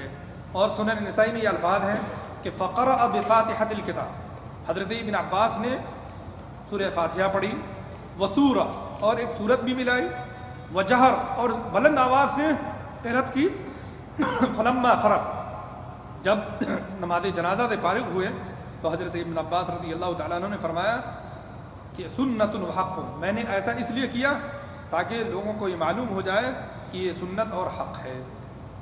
لہذا نماز جنازے کے اندر سورہ فاتحہ پڑھنا یہ ثابت ہے اور اس سلسلے میں ایک سے زیادہ دلیلیں موجود ہیں، لہذا جن کی رائے یا جن کا موقف اس کے برعکس ہیں ان کا موقف کمزور ہے۔ لیکن جیسا کہ شیخ البانی رحمہ اللہ نے فرمایا کہ یہ کتنی تعجب خیز بات ہے، یہ کتنی تعجب خیز بات ہے کہ احناف قرات یعنی سورہ فاتحہ کا تو انکار کرتے ہیں، اور ثنا جو کسی بھی حدیث سے ثابت نہیں ہے اس کی قرات کو، اس کے پڑھنے کو نماز جنازہ کی سنتوں میں شمار کرتے ہیں۔ کسی بھی حدیث میں نماز جنازہ میں ثنا پڑھنا ثابت نہیں ہے، آپ صلی اللہ علیہ وسلم سے اور نہ کسی صحابی سے۔ تو جو ثابت نہیں ہے اس کو جنازے کی سنت کہتے ہیں، اور جو ثابت ہے نبی صلی اللہ علیہ وسلم سے، صحابہ سے، اسے جنازے کی سنت نہیں مانتے۔ شیخ البانی رحمہ اللہ فرماتے ہیں کہ یہ انتہائی تعجب خیز بات ہے۔ ایسے ہی جنازے کے مسائل میں سے ایک مسئلہ یہ بھی ہے کہ سورہ فاتحہ جو لوگ پڑھنے کے قائل ہیں، کیا سورہ فاتحہ بلند آواز سے پڑھی جائے یا بلند آواز سے نہ پڑھی جائے، خاموشی سے اس کو پڑھا جائے؟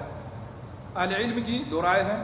جو لوگ سورہ فاتحہ بلند آواز سے پڑھنے کے قائل ہیں انہوں نے حضرت عبداللہ بن عباس رضی اللہ تعالیٰ عنہ کی اس حدیث سے استدلال کیا، لیکن اسی روایت کے اندر یہ بھی موجود ہے کہ انہوں نے ایسا اس لیے کیا تاکہ لوگوں کو معلوم ہو جائے کہ یہ سنت ہے۔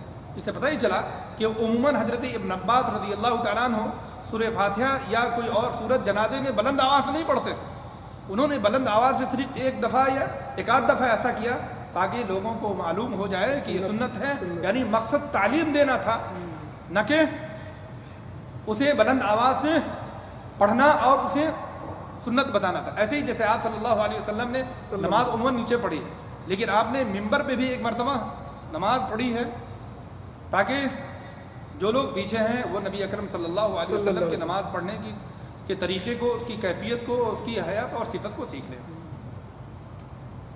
اور جو لوگ سری نماز جنازہ کے اندر سورہ فاتحہ کو خاموشی سے پڑھنے کے قائل ہیں انہوں نے حضرت ابو امامہ کی اس حدیث سے استدلال کیا کہ السنۃ فی الصلاۃ علی الجنازہ ان یقرأ فی التکبیرۃ الاولی بام القرآن مخافتۃ، اور دوسری روایت میں ہے سرا فی نفسی۔ جنازے کی سنتوں میں سے یہ ہے کہ پہلی تکبیر کے بعد سورہ فاتحہ خاموشی سے پڑھا جائے، ثم یکبر ثلاثا، پھر 3 مرتبہ مزید تکبیر کہی جائے، والتسلیمۃ عند الآخرہ، اور آخر میں سلام پھیر دیا جائے۔ اس حدیث سے پتہ ہی چلا کہ جنازے کی سنتوں میں سے جہاں سورہ فاتحہ پڑھنا ہے وہیں سورہ فاتحہ کو خاموشی سے پڑھنا ہے، سری پڑھنا ہے، جہری نہیں پڑھنا ہے۔ اس کے علاوہ جنازے کے مسائل میں سے ایک مسئلہ یہ بھی ہے، جیسا کہ مصنف نے بھی فرمایا کہ جنازے کے آخر میں 1 سلام پھیرا جائے، 2 سلام پھیرا جائے۔ اہل علم کی دو رائے ہے۔ جن لوگوں نے کہا کہ نماز جنازہ دیگر نمازوں کی طرح ہے، لہذا نماز جنازہ میں بھی 2 سلام پھیرا جائے، انہوں نے حضرت عبداللہ بن مسعود رضی اللہ تعالیٰ عنہ کی اس حدیث سے استدلال کیا ہے جو سنن بہقی کے اندر ہے، اور جس کا امام حیثمی نے اور دیگر اہل علم نے حسن قرار دیا ہے، جس کے اندر یہ الفاظ ہیں احداہن التسلیم علی الجنازۃ مثل التسلیم فی الصلاۃ، کہ رسول اللہ صلی اللہ علیہ وسلم 3 کام کیا کرتے تھے جنہیں بعد کے لوگوں نے چھوڑ دیا۔ ان میں سے ایک احداہن التسلیم علی الجنازہ مثل التسلیم فی الصلاۃ، ان میں سے ایک نماز جنازہ میں اسی طرح سلام پھیرنا ہے جیسے نماز میں سلام پھیرا جاتا ہے۔ لہذا یہ ان اہل علم کی رائے ہے جو کہتے ہیں دیگر نمازوں کی طرح نماز جنازہ میں بھی 2 سلام پھیرا جائے گا۔ لیکن جو لوگ اس بات کے قائل ہیں کہ دیگر نمازوں کے برعکس جنازے میں صرف 1 سلام پھیرا جائے گا، انہوں نے حضرت ابو ہریرہ رضی اللہ تعالیٰ عنہ کی اس روایت سے جو ہے استدلال کیا ہے، یا اس حدیث سے استدلال کیا ہے کہ نبی اکرم صلی اللہ علیہ وسلم نے نماز جنازہ پڑھائی اور 4 تکبیریں کہی، وسلم تسلیمۃ واحدہ، اور 1 ہی مرتبہ سلام پھیرا۔ یہ روایت بھی دارقطنی کی ہے، مستدرک حاکم میں بھی ہے، بہقی میں بھی ہے، اور یہ روایت بھی صحیح ہے۔ لہذا مصنف کی ترجیح کے مطابق نبی صلی اللہ علیہ وسلم کا صریح عمل یہی ہے کہ آپ صلی اللہ علیہ وسلم نے نماز جنازہ میں 1 ہی مرتبہ سلام پھیرا ہے، لہذا 1 ہی مرتبہ سلام پھیر لینا یہ کافی ہے۔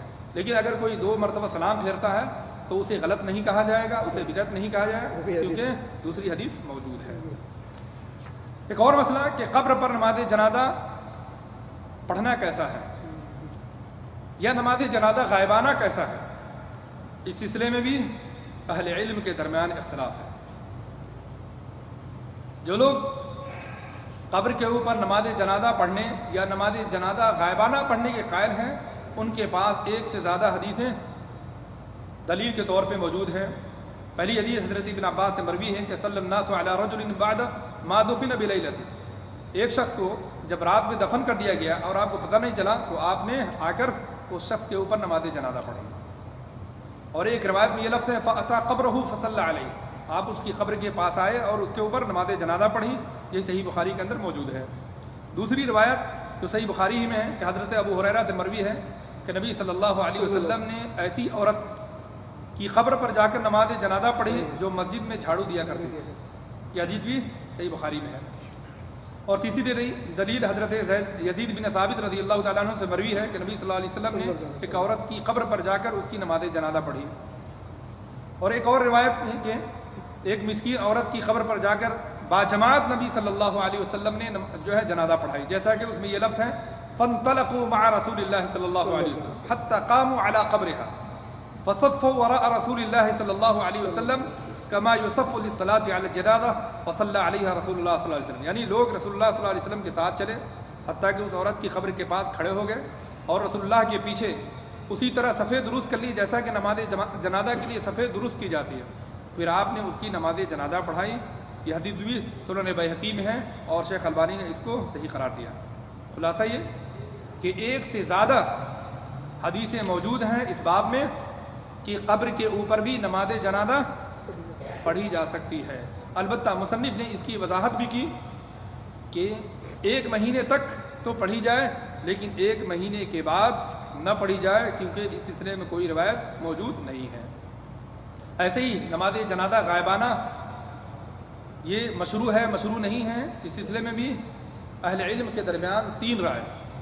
بعض اہل علم اس طرف گئے ہیں کہ نماز جنازہ یہ سرے سے مشروع نہیں، بعض اہل علم اس طرف گئے ہیں کہ مطلق نماز جنازہ غائبانہ مشروع ہے، اور بعض اہل علم نے اس سلسلے میں تفصیل کی ہے کہ اگر اس میت کے اوپر مسلمانوں نے نماز جنازہ پہلے سے پڑھ لی ہے تو اس کے اوپر نماز جنازہ نہیں پڑھی جائے گی، لیکن اگر کسی کافر شہر کسی کافر علاقے میں اس کی وفات ہوئی اور اسے ایسے ہی دفنا دیا گیا بغیر نماز جنازہ کے تو پھر اس کے اوپر نماز جنازہ پڑھی جائے گی۔ یہ تینوں رائے اہل علم کی موجود ہیں، لیکن دلیل کے اعتبار سے 2 رائے یہ زیادہ صحیح ہے۔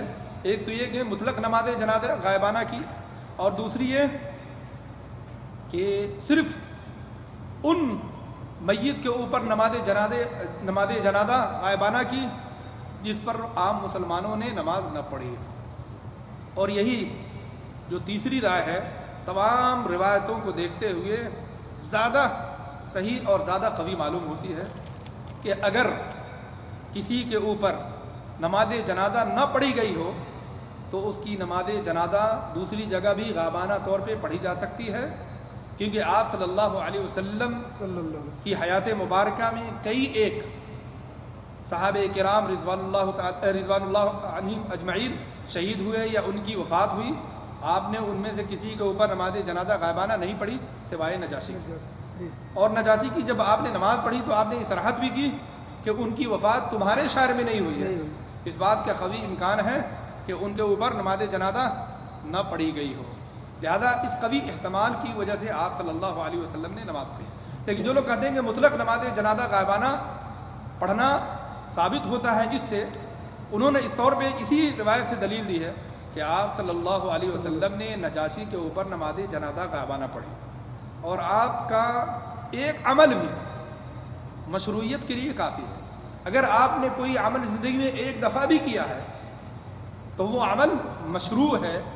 اور ان اہل علم نے یہ بات بھی کہی ہے کہ نجاشی کی جب وفات ہوئی تو اس شہر میں دیگر مسلمان بھی تھے جنہوں نے نجاشی کے ساتھ اسلام قبول کیا تھا، لہذا یہ کہنا کہ نجاشی کے اوپر نماز جنازہ غائبانہ یہ نماز جنازہ نہ پڑھی گئی تھی یہ بات بلا دلیل ہے، لہذا بلکہ اس بات کا قوی احتمال ہے کہ ان کے اوپر نماز جنازہ وہاں کے مسلمانوں نے پڑھی ہو، لیکن آپ صلی اللہ علیہ وسلم نے اس کے ساتھ پڑھی، لہذا نماز جنازہ غائبانہ کا ثبوت اس سے ملتا ہے۔ لیکن جیسا کہ میں نے کہا کہ ان اہل علم کے جن میں شیخ البانی رحمہ اللہ اور ان سے پہلے بھی بعض اہل علم ہیں، تمام روایتوں کو دیکھتے ہوئے زیادہ قوی بات یہ معلوم ہوتی ہے کہ اگر کسی کے اوپر نماز جنازہ پڑھی جا چکی ہو تو اس پہ نماز جنازہ نہ پڑھی جائے، اور اگر کسی کے اوپر نماز جنازہ نہ پڑھی گئی ہو یا یہ نہ معلوم ہو بلکہ اس بات کا قوی احتمال ہو کہ نہ پڑھی گئی ہو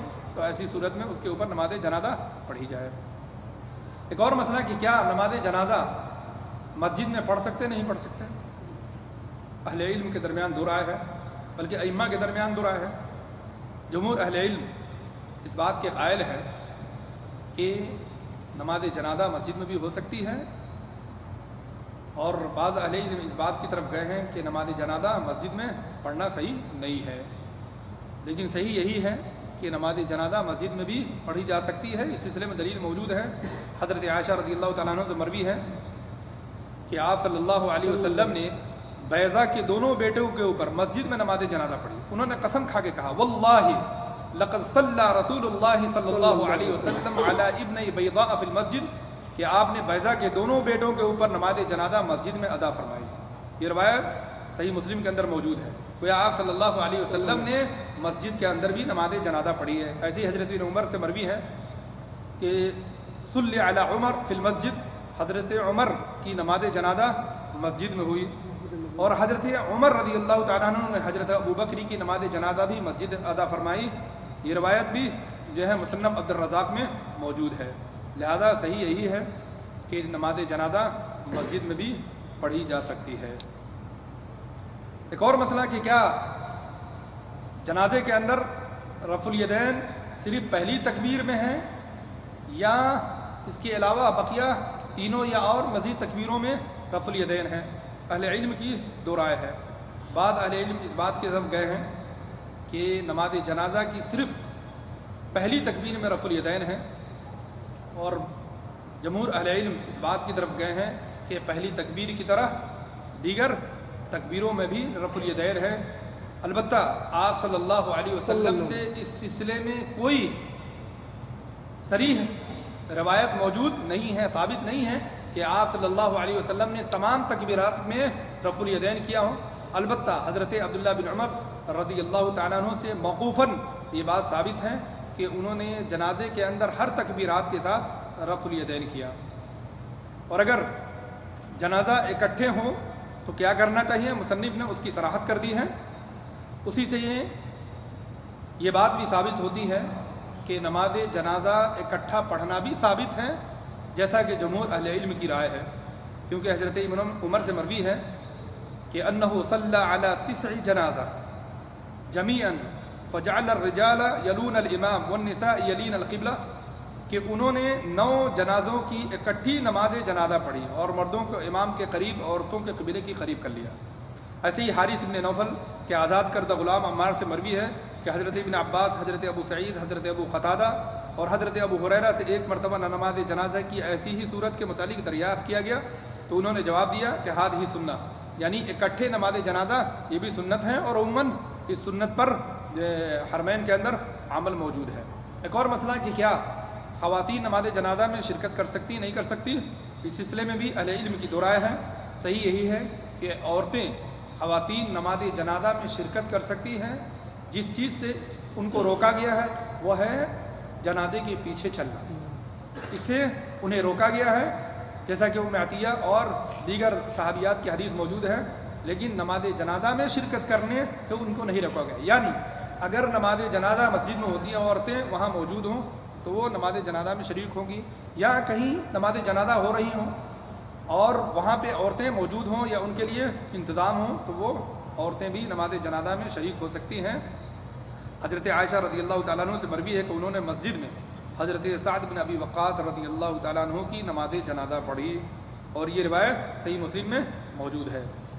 اس کے علاوہ ایک اور مسئلہ کہ کیا نماز جنازے کو اٹھا کر چلتے ہوئے دھیرے سے چلنا چاہیے یا تیز سے چلنا چاہیے؟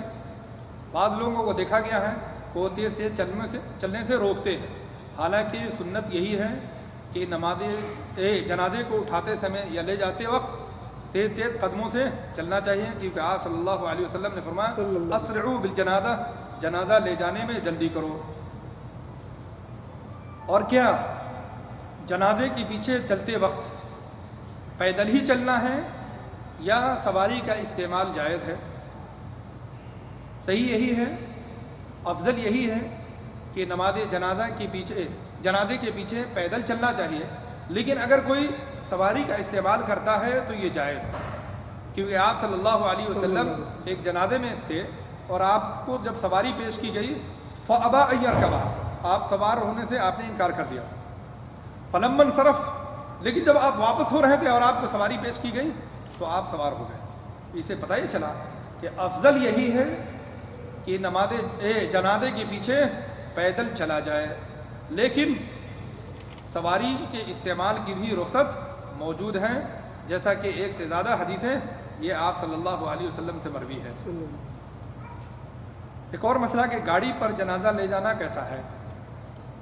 گاڑی پر جنازہ لے جانا یہ سنت کے خلاف ہے، اور اس سے کئی ایک چیزیں سنت رہ جاتی ہیں۔ وہ یہ ہے کہ جنازے کے پیچھے چلنا اور جنازے کو کندھا دینا، یہ تبھی ممکن ہے جب جنازہ جو ہے پیدل لے جایا جائے، کندھوں پر کندھے دے کر لے جایا جائے۔ ایک اور مسئلہ کہ وفات کی خبر دینا، کسی کے مرنے کی خبر دینا، یہ کیسا ہے؟ اس سلسلے میں اہل علم کے درمیان اختلاف ہے۔ بعض اہل علم نے مطلق خبر دینے سے روکا ہے اور بعض اہل علم نے مطلق اجازت دی ہے، اور کچھ اہل علم نے اس کی وضاحت کی ہے۔ انہی میں سے امام ابن عربی ہیں، انہوں نے تمام احادیث کو اور تمام روایات کو سامنے رکھتے ہوئے فرمایا کہ احادیث کے مجموعے سے 3 حالتیں اخذ کی جا سکتی ہیں۔ کون فرما رہے ہیں؟ امام ابن عربی المالکی۔ نمبر 1، گھر والوں کو، ساتھیوں اور اہل صلاح کو اطلاع دینا سنت ہے۔ گھر والوں کو، ساتھیوں کو اور دیندار لوگوں کو اطلاع دینا سنت ہے۔ نمبر 2، مفاخرت یعنی تکبر اور ریا کے لیے بڑی جماعت کو دعوت دینا مکروہ ہے۔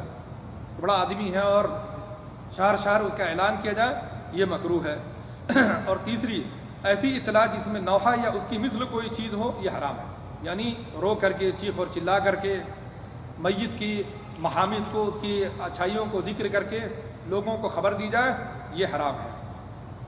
اور نوحہ کرنے سے مراد یہ ہے کہ مرنے والے کے اوصاف و شمائل کو گن کر بلند آواز سے بیان کرنا، رونا پیٹنا، یہ منع ہے۔ لیکن اگر مطلق کوئی جنازے میں شرکت کی لیے اعلان کرتا ہے یا لوگوں کو بلاتا ہے یا اس کی خبر دیتا ہے تو اس میں کوئی حرج نہیں ہے۔ ایک اور مسئلہ کہ میت کے اوپر رونا جائز ہے ناجائز ہے؟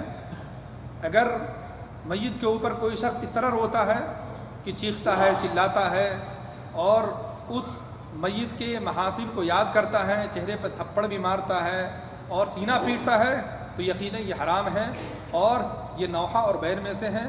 شریعت نے اسے سختی سے روکا ہے اور زمانہ جاہلیت کی خرافات میں سے اسے شمار کیا۔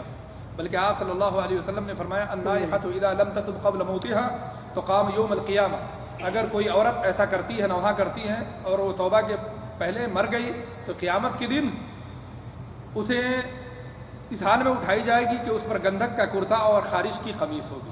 یعنی آپ صلی اللہ علیہ وسلم نے اس پر وعید سنائی ہے۔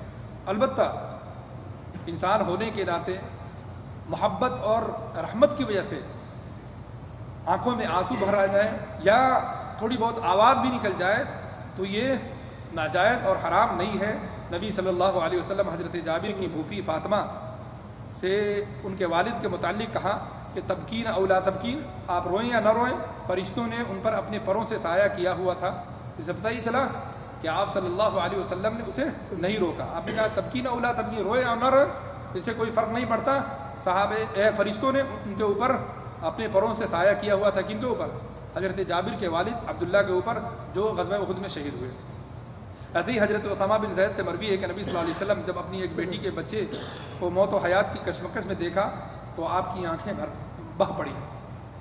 حضرت سعد نے آپ سے پوچھا کہ آپ نے فرمایا، تو آپ نے فرمایا ہادی رحمت جعلها اللہ فی قلوب عبادہ وانما یرحم اللہ عبادہ الرحمہ، یہ رحمت ہے جسے اللہ نے اپنے بندوں کے دلوں میں پیدا کیا، اور بے شک اللہ تعالیٰ اپنے بندوں میں سے انہی پر رحم فرماتا ہے جو لوگ دوسروں پر رحم کرنے والے ہیں۔ اس سے پتہ ہی چلا کہ آنکھوں میں آنسو کا آ جانا یا بغیر آواز کے رو دینا یہ منع نہیں ہے۔ ایسے ہی صحیح بخاری کے اندر ہے کہ حضرت سعد بن عبادہ کو حالت مرض میں جب آپ صلی اللہ علیہ وسلم نے بے ہوش دیکھا تو آپ رو پڑے۔ ایسے ہی نبی صلی اللہ علیہ وسلم اپنی صاحبزادی کی تدفین کے موقع پر رو پڑے، جیسا کہ خود حضرت انس رضی اللہ تعالیٰ عنہ فرماتے ہیں۔ ایسے ہی حضرت ابو بکر رضی اللہ تعالیٰ عنہ نبی کی وفات پر روئے، اور کئی ایک اور صحابہ کرام رضی اللہ تعالیٰ عنہ سے مروی ہے کہ انہوں نے اپنے رشتہ داروں کی موت پر رو دیا۔ اسے پتہ ہی چلا کہ اگر کسی کے رشتہ دار کی وفات ہوتی ہے اور وہ بے قابو ہو جاتا ہے، اس کی آنکھوں میں آنسو چھلک اٹھتے ہیں یا وہ رو دیتا ہے، تو اس میں جو ہے کوئی حرج نہیں ہے۔ البتہ وہ چیختا اور چلاتا ہے، سینہ پیٹتا ہے اور اس کی خوبیوں کو یاد کرتا ہے تو یہ منع ہے۔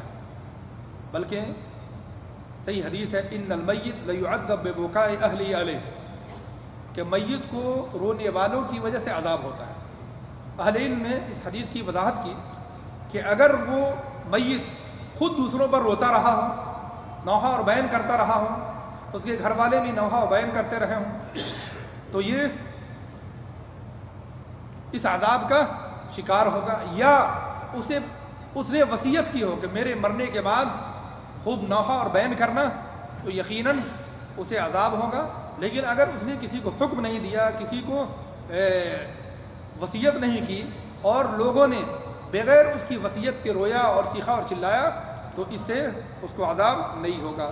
یہ وہ بعض مسائل تھے جو جنازے سے متعلق تھے۔ ایسے ہی ایک اور مسئلہ کہ کیا قبر کو مسجد زمین کی سطح سے بلند کرنا درست ہے یا درست نہیں ہے؟ صحیح یہ ہے کہ قبر کو مسجد کی سطح سے ایک بالش بلند کرنا یا کوہان کی طرح بنانا یہ تو ثابت ہے اور سنت کے مطابق ہے، لیکن اس سے زیادہ بلند کرنے سے آپ صلی اللہ علیہ وسلم نے منع کیا ہے۔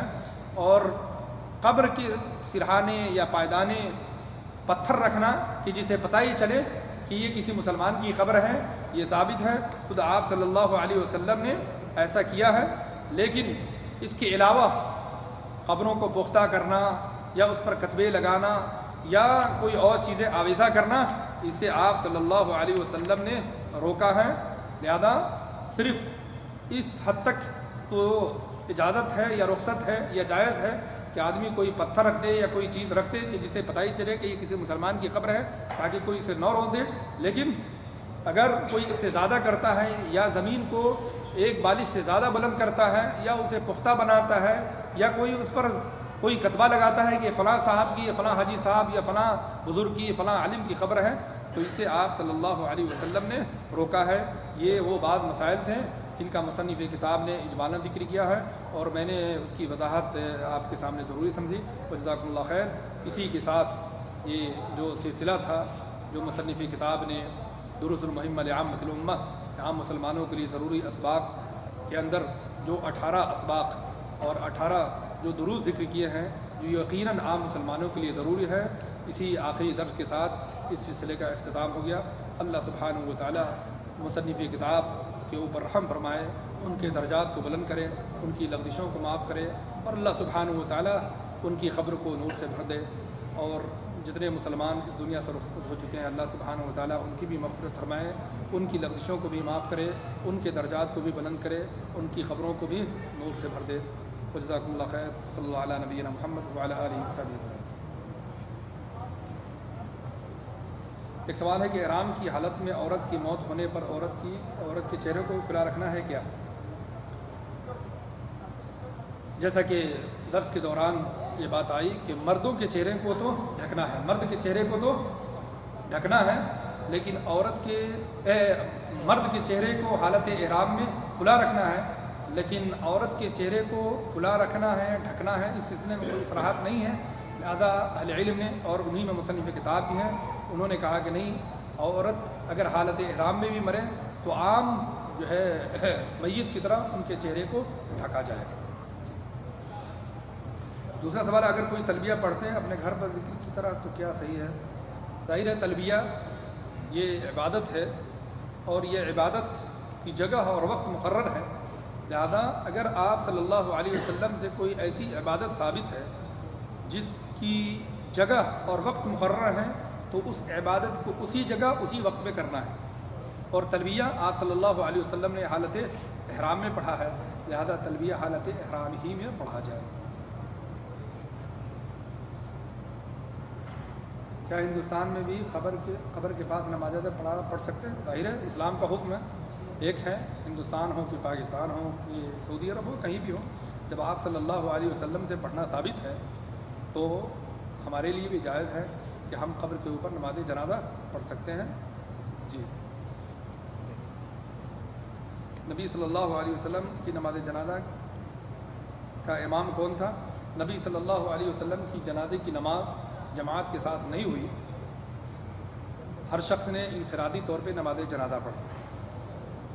اس کی کئی تعویلیں کی گئی، لیکن جو سب سے صحیح اور قوی معلوم ہوتی ہے وہ یہ کہ آپ صلی اللہ علیہ وسلم کو وہیں دفنایا گیا جہاں آپ کی موت ہوئی تھی، جہاں آپ صلی اللہ علیہ وسلم کا وصال ہوا تھا، کیونکہ آپ صلی اللہ علیہ وسلم کا یہ فرمان موجود تھا الانبیاء یقبرون حیث یموتون، انبیاء کو وہیں دفنایا جاتا ہے جہاں ان کی موت ہوتی ہے۔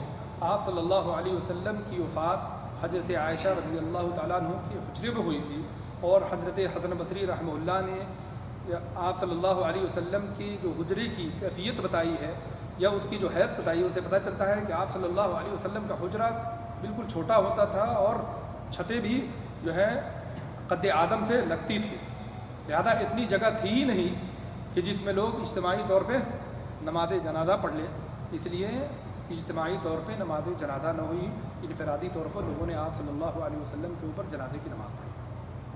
اور کچھ لوگ یہ کہتے ہیں کیونکہ آپ صلی اللہ علیہ وسلم کائنات کے امام ہیں لہذا آپ کا امام کون ہو سکتا ہے؟ میں سمجھتا ہوں کہ یہ بات قوی نہیں ہے اور بلکہ دلیلوں کے خلاف ہے۔ خود آپ صلی اللہ علیہ وسلم نے اپنی حیات مبارکہ میں 6 دفعہ دوسروں کے پیچھے نماز پڑھی۔ جب آپ اپنی حیات مبارکہ میں پڑھ سکتے ہیں تو پھر آپ کے اوپر نماز جنازہ کیوں نہیں امامت کے ساتھ پڑھی جا سکتی ہے؟ شاید سب سے جو قوی وجہ ہے وہ یہی ہے کہ آپ صلی اللہ علیہ وسلم کو دفنایا گیا اور آپ کے حجرے میں، اور حجرے میں اتنی جگہ نہیں تھی کہ لوگ اجتماعی طور پہ جنازے کی نماز پڑھ سکیں، اس لیے انفرادی طور پہ نماز جنازہ۔ جی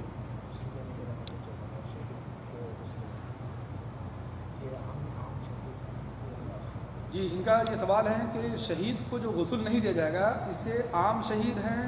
ظاہر ہے حدیث کے اندر 6 یا 7 لوگوں کو شہید کہا گیا ہے، تو کیا اس سے مراد خاص شہید ہیں یا عام؟ یہ تمام کے تمام شہید ہیں۔ تمام امت کا اس بات پر اجماع ہے، تمام امت کا اس بات پر اجماع ہے کہ اس سے مراد وہ شہید ہے جو میدان کارزار میں دشمن کا مقابلہ کرتے ہوئے شہید ہوا۔ اگر کوئی شخص اس کے علاوہ اپنے گھر میں یا کسی اور جگہ میں شہید ہوا ہو، گرچہ شرعی طور پہ یا اخروی اعتبار سے وہ شہید ہے، اخروی اعتبار سے وہ شہید ہیں جن کا ذکر حدیثوں میں آیا ہے، لیکن دنیاوی اعتبار سے وہ شہید ہیں، دنیاوی اعتبار سے وہی شہید ہیں جو میدان کارزار میں شہید ہوا، یعنی جو شخص میدان کارزار میں دشمن کا مقابلہ کرتے ہوئے شہید ہوا ہو اسے نہ غسل دیا جائے گا، نہ اس کے اوپر نماز جنازہ پڑھی جائے گی۔ لیکن اگر اس کے برعکس جو شہداء ہے وہ دنیاوی اعتبار سے شہید ہیں، یعنی ان کو غسل بھی دیا جائے گا، ان کو جو ہے الگ سے کپڑے میں کفنایا بھی جائے گا اور ان کے اوپر نماز جنازہ بھی پڑھی جائے گی۔ حضرت عمر رضی اللہ تعالیٰ عنہ شہید ہوئے، ابو لولو مجوسی نے شہید کیا، لیکن چونکہ آپ مسجد میں شہید ہوئے تھے، گھر میں شہید ہوئے تھے، اس لیے آپ کے اوپر مسلمانوں نے نماز جنازہ پڑھی اور ان کو غسل بھی دیا۔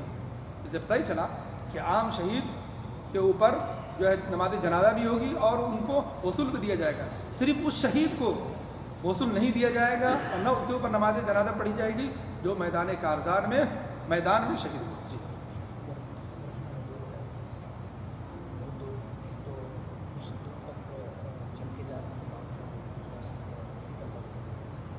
جی یہ سوال ہے کہ قبرستان اگر بہت دور ہے تو ایسی صورت میں کیا کچھ دور چل کر کے پھر گاڑی کا استعمال کر سکتے نہیں کر سکتے؟ ظاہر ہے آپ صلی اللہ علیہ وسلم کی روایت موجود ہے کہ آپ نے سواری کی رخصت دی ہے، البتہ آپ نے کہا کہ اگر جنازے میں شامل لوگ سوار بھی ہوں تو اسے جنازے کے پیچھے چلنا ہے. جو پیدل چل رہے ہیں وہ دائیں بھی چل سکتے ہیں، بائیں بھی چل سکتے ہیں، آگے بھی چل سکتے ہیں، پیچھے بھی چل سکتے ہیں. لیکن اگر کوئی سوار ہے تو آپ صلی اللہ علیہ وسلم کی حدیث موجود ہے تو اسے پیچھے چلنا ہے. اس سے پتہ ہی چلا کہ سواری کی رخصت ہے، البتہ افضل یہ ہے کہ آدمی پیدل چلے. کیا جو جنازہ ہے اس کو پیدل ہی لے جانا ہے کندھا دے کر کے، یا اس کو گاڑی پہ رکھ سکتے ہیں؟ جیسا کہ میں نے کہا افضل یہی ہے سنت کے مطابق کہ اسے کندھا دے کر قبرستان تک لے جایا جائے. لیکن اگر کوئی عذر ہے، اور عذر یہ بھی ہے کہ قبرستان دور ہے، تو کیا اسے گاڑی پہ لے جایا جا سکتا ہے؟ ظاہر ہے اس میں کوئی جو ہے ممانعت، صریح ممانعت نہیں ہے. جی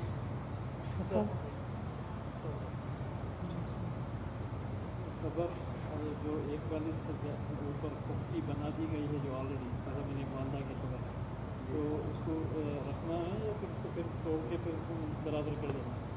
ان کا یہ سوال ہے کہ اگر کوئی خبر پہلے سے اونچی ہے، کسی کے رشتہ دار کی یا والدین کی یا ان میں سے کسی کی، تو اب علم ہونے کے بعد اس کو ایک بالشتی رکھنا ہے یا اس کو اسی حالت میں چھوڑ دینا.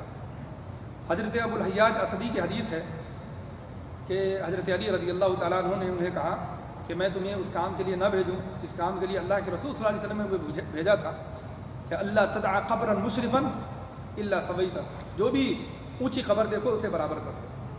اس سے پتہ ہی چلا کہ پہلے سے اگر کوئی قبر اونچی ہے ایک بالش سے زیادہ تو اسے برابر کر دینا چاہیے، اسے برابر کر دینا چاہیے.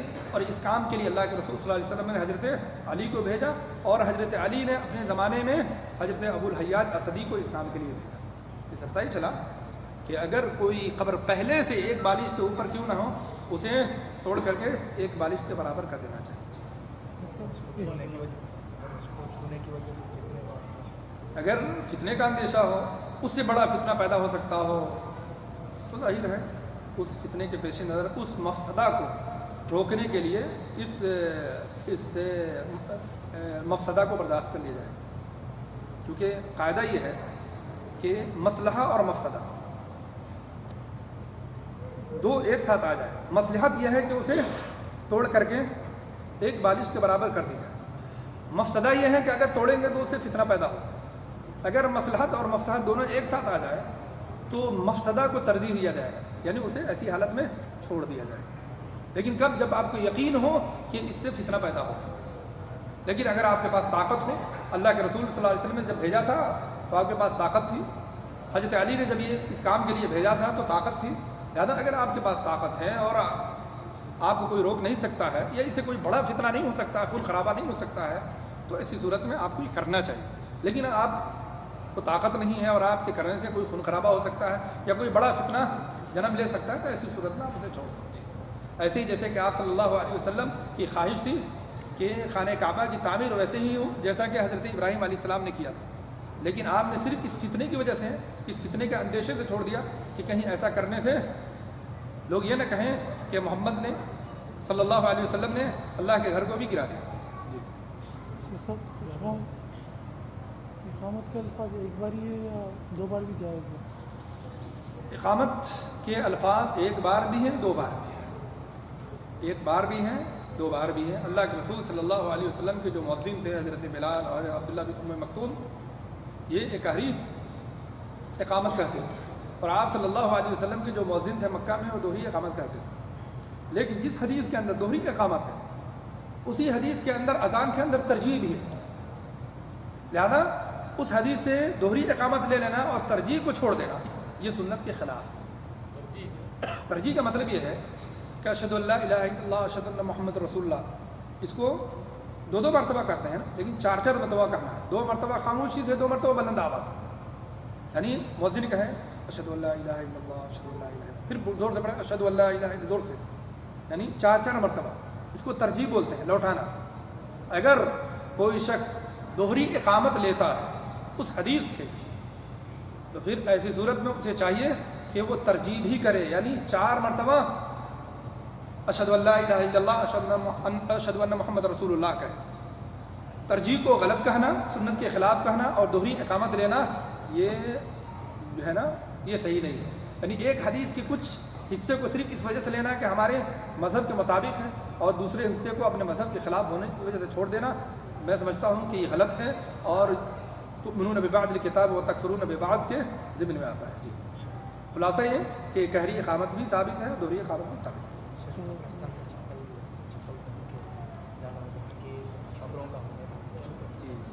ان کا یہ سوال ہے کہ کیا قبرستان میں چپل پہن کر کے جا سکتے نہیں جا سکتے؟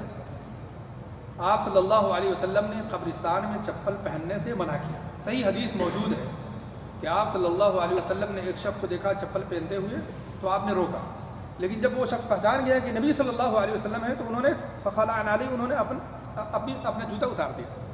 اس سے پتہ ہی چلا کہ قبرستان میں چپل پہننا درست نہیں ہے. ہاں اگر قبرستان میں گزرگاہ ہے، راستے بنے ہوئے چلنے کے لیے، تو اس کا حکم عام راستوں کا ہے، لیکن جہاں قبر ہونے کا اندیشہ ہو وہاں پہ چپل پہننا یہ جائز نہیں ہے. اور یہ یاد رکھنا چاہیے کہ مسلمان جس طریقے سے اپنی زندگی میں محترم ہے مرنے کے بعد بھی محترم ہے، لہذا مرنے کے بعد اس کے اوپر سے چپل پہن کے روکنا یہ انسان کی حرمت کے خلاف ہے.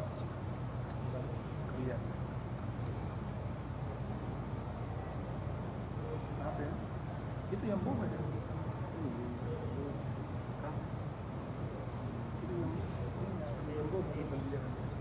یہاں کا نہیں ہے، جمبو میں جانے کے لیے یہ خبر جانے کے لیے